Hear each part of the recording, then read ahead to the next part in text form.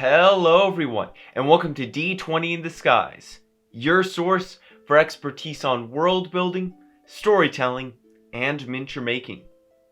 In today's episode of World Building 101, we'll be discussing how to create dynamic and memorable settlements for your world, whether that's a small village, a medium-sized town, or a massive sprawling city or metropolis. And whether you're just getting into world building or you're a long-time veteran, this video is going to be for you.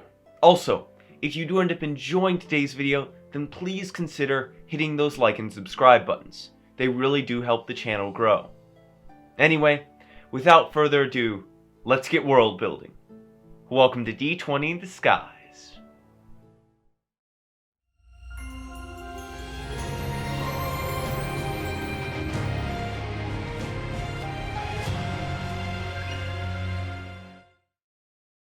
Each location in your world should be different than anything before it, and this rule especially goes for settlements. From its main sources of commerce, to its governing body, to its architecture, to much more, there are many different aspects and factors of a settlement that can make it unique from all of the others. It can feel like quite a lot to take in if you haven't experienced the process of designing a settlement for your world. But I've found that there is a much easier way to design really anything in your world. Now, I want you to close your eyes and imagine that you're standing in the middle of the main street of the town, of the settlement that you want to design. Now, your eyes are closed. You can't actually see that road, that settlement, those visuals of that location. But you can use your other senses to describe this location. What is the main smell of your settlement? Boom, that first smell you thought of. That is the major scent that wafts off of the streets of your settlement. And that smell can be of whatever you want it to be. Perhaps it's dead fish, sweet smelling pastries, or burning coal. Next, what are the sounds that you can hear as you stand in the street with your eyes closed? Perhaps the many footsteps moving back and forth around you with the occasional sounds of wagons bumping along the street. Perhaps it's the sound of massive bells chiming far above your head continually.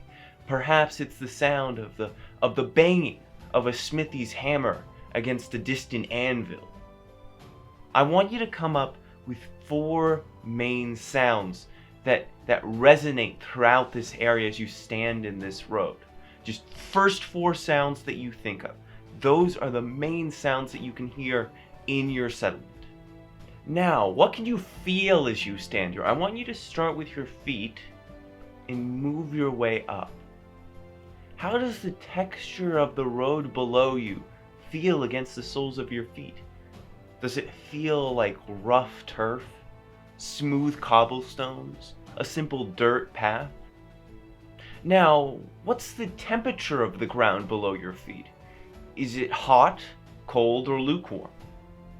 Now I want you to move up throughout the rest of your body. What's the ambient temperature? Is it burning hot? Swelteringly humid? Biting cold? Can you feel any of those temperatures in this area, or is it just a temperate, moderate temperature? What about the wind? Is there a wind whipping around your ankles? Perhaps you can feel the breeze above you rushing above the buildings around you. Now, I want you to, in the street of your settlement, not real life, open your eyes. If you've explored the other senses well and thoroughly, it should be a lot easier to form a mental image of what your settlement looks like. If you're still having trouble coming up with a clear image of all the details of your settlement, I find that just doing a quick sketch of some buildings or the road or any sort of architecture in your settlement really helps, and you definitely don't have to be a spectacular artist to do this. Tinker with the architecture of the buildings and other structures in your settlement by sketching them out. Add in those other sensory details you found by exploring the less conventional senses, and congratulations, you have successfully created a settlement for your world. Of course, you can go further than this and brainstorm aspects of your settlement such as government, commerce, size, and culture, and many other things. But in the end, what you've already created, your base concept and style for your settlement, will act as your foundation for this creation as you continue world building. And that is genuinely all you can ask for. As I briefly mentioned before, this trick of using the less explored senses to effectively and efficiently world build can be used in all sorts of different ways. Whether you're creating a character, location, organization, or major event in your world, this is definitely a tool worth messing around with. So I'll leave you all to it. Happy world building.